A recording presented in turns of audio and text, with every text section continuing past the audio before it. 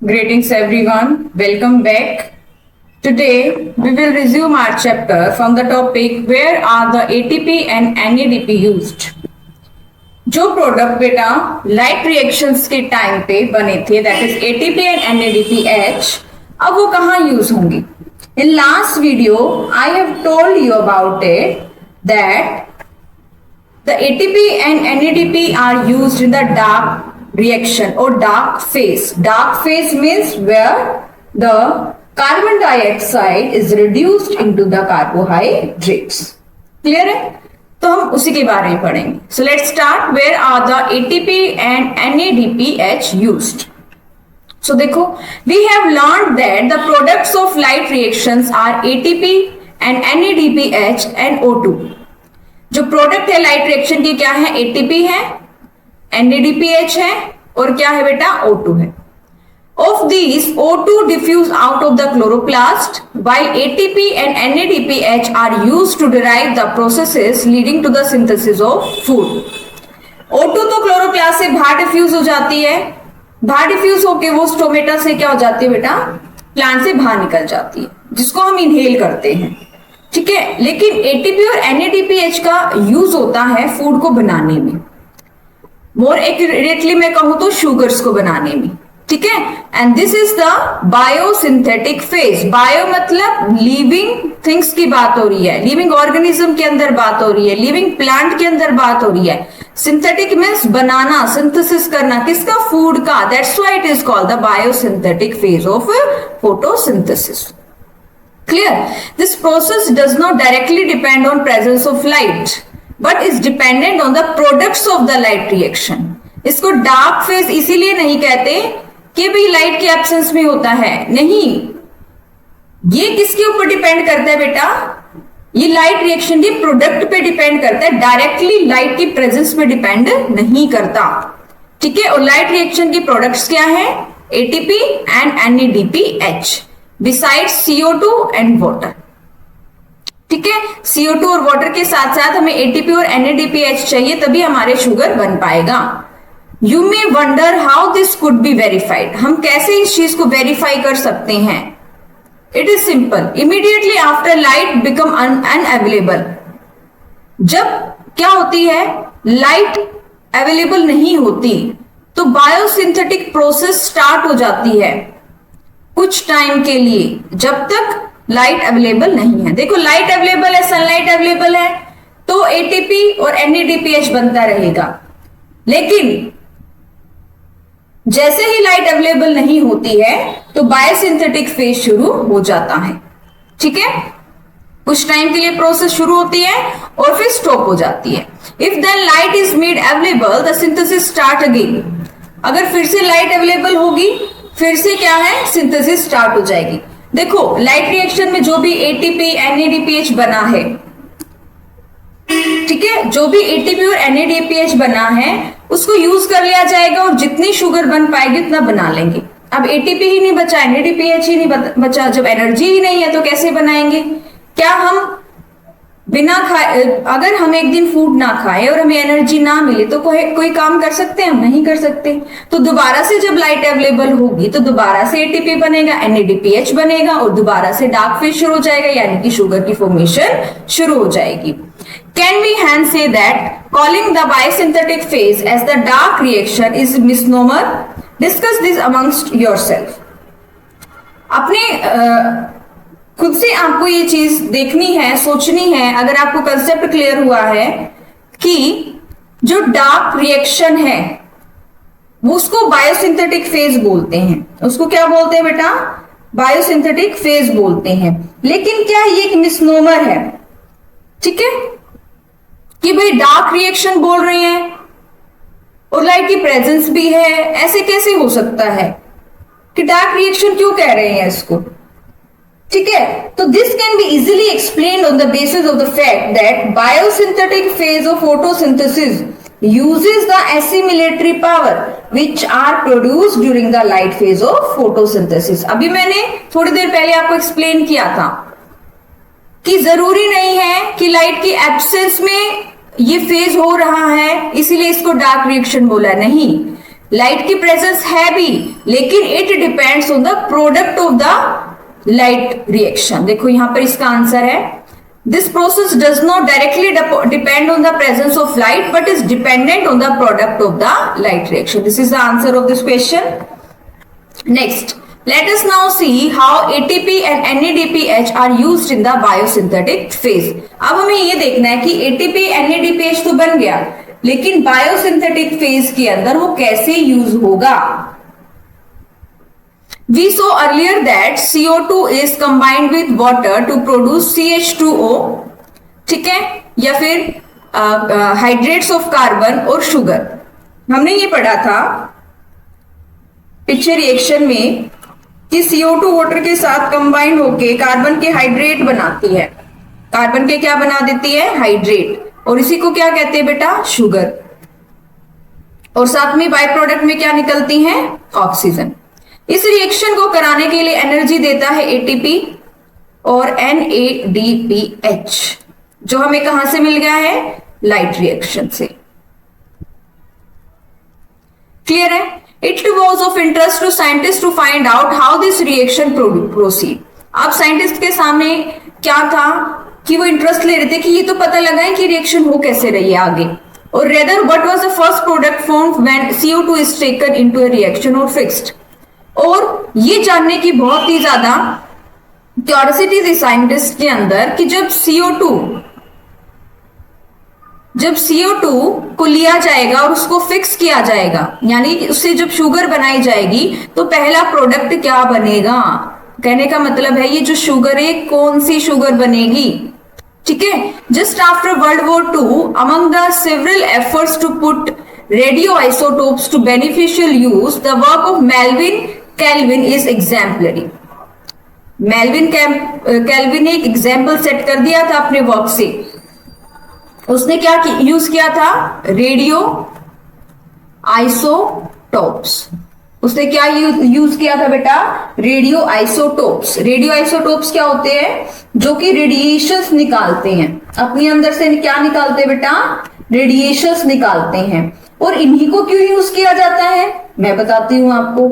इनको इसलिए यूज किया जाता है बेटा, ये जहां पर भी जिस भी कार्बन के साथ ये मिलेंगे वहां से हम इसको, उसके पाथ को क्या कर सकते हैं, रिकॉग्नाइज कर सकते हैं कि वो पर्टिकुलर जो आइसोटोप था किस कंपाउंड के साथ मिला, फिर वहां से निकल के वो किस कंपाउंड के साथ मिल गया। इस तरीके से एक पाथ पता चल जाता है कि कौन सा पाथ ये प्रोसेस फॉलो कर रही है, ठीक है।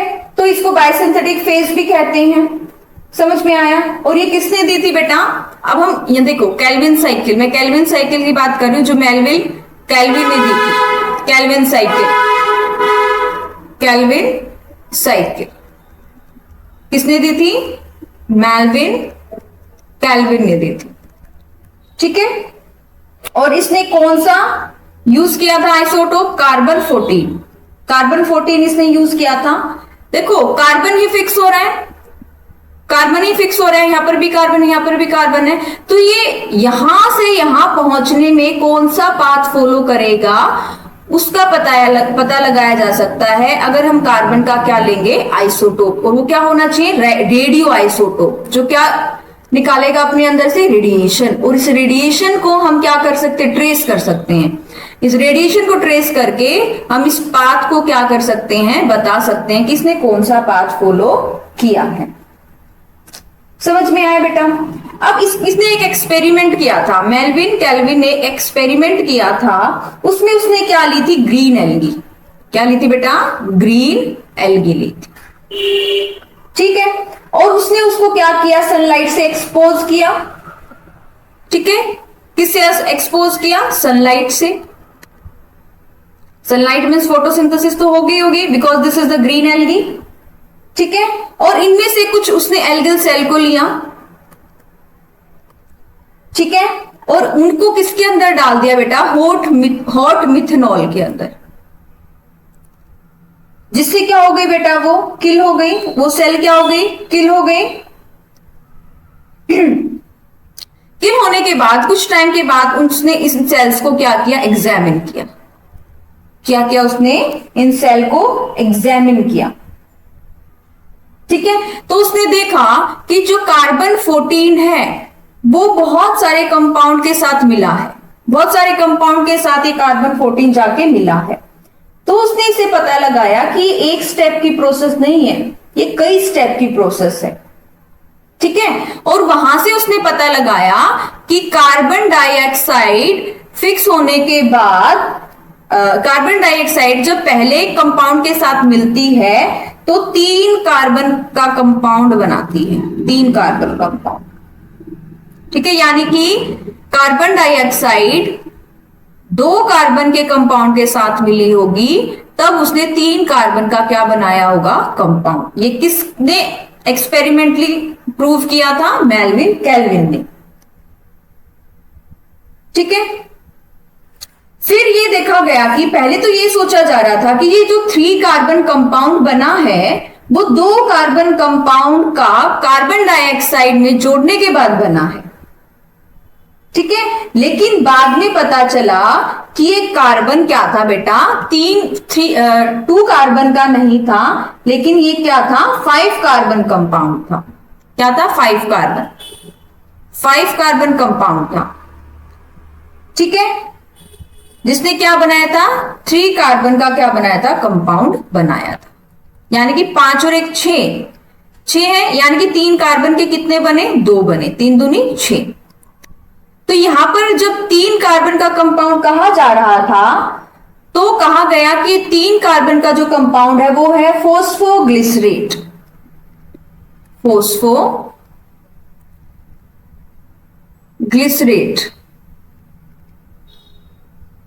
ठीक है, तो ये 3 कार्बन का कंपाउंड कौन सा था, फोस्फोग्लिसरेट या फोस्फोग्लिसरिक एसिड। ठीक है, लेकिन बाद में पता चला कि ये क्या है, ये तो 5 कार्बन का कंपाउंड है। एक सेकेंड, हम थ्योरी पार्ट पे आते हैं। एक सेकेंड देखो, Melvin Calvin is exemplary. The use of radioactive carbon 14 by him in algal photosynthesis studies led to the discovery that the first carbon dioxide fixation product was a 3 carbon organic acid. उसने कहा कि जो carbon को fix करने के बाद जो product मिलता है वो 3 कार्बन का होगा। क्लियर है यहां तक? ठीक है, अब आगे देखो। He also contributed to working out the complete biosynthetic pathway. उसने पूरी बायोसिंथेटिक पाथवे को समझने के लिए काम किया और उसने इसको क्या कहा, केल्विन साइकिल। साइकिल वर्ड इसका मतलब ये है कि जहां से शुरू होती है वहीं पे क्या हो जाती है, ये प्रोसेस खत्म हो जाती है। तो उसने देखा कि जो पहला प्रोडक्ट बन रहा है कार्बन डाइऑक्साइड फिक्स करके, जो पहला प्रोडक्ट बना रहा है वो बना रहा है 3 फोस्फोग्लिसरिक एसिड। कौन सा बना, 3 फोस्फोग्लिसरिक एसिड, या शॉर्ट में हम उसको कह देंगे पीजीए। शॉर्ट में उसको क्या बोल देंगे बेटा हम, पीजीए, फोस्फोग्लिसरेट या फोस्फोग्लिसरिक एसिड। कितने कार्बन का था ये बेटा, 3 कार्बन का था। कितने कार्बन का, 3। यही मैंने तुम्हें बताया है। अब आगे देखो, scientist also tried to know whether all plants have PGA as the first product of carbon dioxide fixation. इस वाली चीज पे बेटा हम बाद में आएंगे, जो नेक्स्ट हमारे टॉपिक के अंदर आएगा, इसलिए मैंने इसको यहीं पे छोड़ दिया है। ठीक है, scientist also try to know whether all plants have PGA as the first product of carbon dioxide fixation. तो साइंटिस्ट ने ये जानने की कोशिश की कि क्या सारे ही ग्रीन प्लांट के अंदर कार्बन डाइऑक्साइड जब फिक्स होती है तो पहला जो प्रोडक्ट होता है वो पीजीए ही बनता है, यानी कि फोस्फोग्लिसरेट बनता है, या फिर फोस्फोग्लिसरिक एसिड ही बनता है, और whether any other compound was found in the other plants, या दूसरे प्लांट के अंदर कोई दूसरा प्रोडक्ट बनता है। Experiments conducted over a wide range of plants, बहुत सारे प्लांट्स पे एक्सपेरिमेंट्स हुए। ठीक है, and lead to the discovery of another group of plants where the first stable product of carbon dioxide fixation was again an organic acid.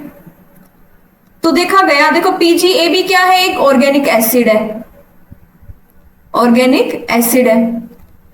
तो दूसरे plants को जब स्टडी किया गया तब भी ये देखा गया कि जो पहला प्रोडक्ट बन रहा है कार्बन फिक्सेशन का वो एक ऑर्गेनिक एसिड है, बट ये क्या है, 4 कार्बन एटम का है।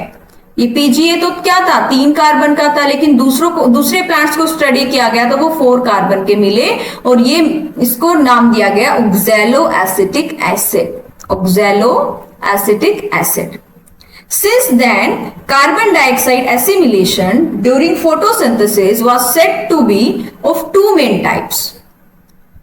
तो इसके बेसिस पे 2 मेन टाइप्स में कैटेगराइज कर दिया गया प्लांट्स को कि वो प्लांट जिनका पहला प्रोडक्ट 3 कार्बन का है, यानी कि जो एसिड बनेगा 3 कार्बन का बनेगा, उन प्लांट्स को बोल दिया गया C3 प्लांट। उनको क्या बोल दिया गया, C3 प्लांट। और जिसमें 4 कार्बन का बनता है उसको बोल दिया C4 प्लांट। C3 प्लांट में कौन सा पाथवे चलेगा, C3 पाथवे चलेगा, और C4 में C4 पाथवे चलेगा। ठीक है। These 2 groups of plants showed other associated characteristics that we will discuss later. इसके बारे में हम आगे डिस्कस करेंगे। तो आज के टॉपिक में हमने क्या पढ़ा बेटा, हमारा टॉपिक था where are the ATP and NADPH used. हमें पता है एटीपी और NADPH जो है वो लाइट रिएक्शन के क्या है बेटा, प्रोडक्ट है। देखो मैं बताती हूँ, फोटोसिंथेसिस समझाती हूँ। फोटोसिंथेसिस 2 फेज में होती है, एक होता है लाइट फेज या फिर लाइट रिएक्शन, एक होता है डार्क फेज या फिर डार्क रिएक्शन। ठीक है। लाइट फेज में तो क्या होता है, सनलाइट आती है, उसको यूज किया जाता है और क्या बनते हैं बेटा, उसे एटीपी बनते हैं और NADPH बनता है। कैसे बनता है, ये लाइट रिएक्शन के मैंने 2 आपको प्रोसेस समझाई थी, साइक्लिक फोटोफॉस्फोराइलेशन और नॉन साइक्लिक फोटोफॉस्फोराइलेशन। ठीक है, साइक्लिक एंड नॉन साइक्लिक, इन दोनों के प्रोडक्ट क्या रहे, एटीपी और NADPH। इन दोनों के अंदर डिफरेंस मैंने लास्ट वीडियो में आपके साथ डिस्कस किया। अब ये जो लाइट रिएक्शन और एक O2 भी बनता है। O2 तो क्या है, क्लोरोप्लास्ट से बाहर आके प्लांट से ही बाहर निकल जाएगा थ्रू स्टोमेटा। अब ये जो एटीपी और NADPH है, एनर्जी के कंपाउंड है, ये एनर्जी ट्रैप है इनके अंदर, इनको डार्क फेज में यूज किया जाता है। और डार्क फेज कहां होगा, स्ट्रोमा के अंदर। और लाइट फेज कहां होगा बेटा, ग्रेना के अंदर। ग्रेना के अंदर थाइलेकोइड के अंदर, स्ट्रोमा लैमेली के अंदर।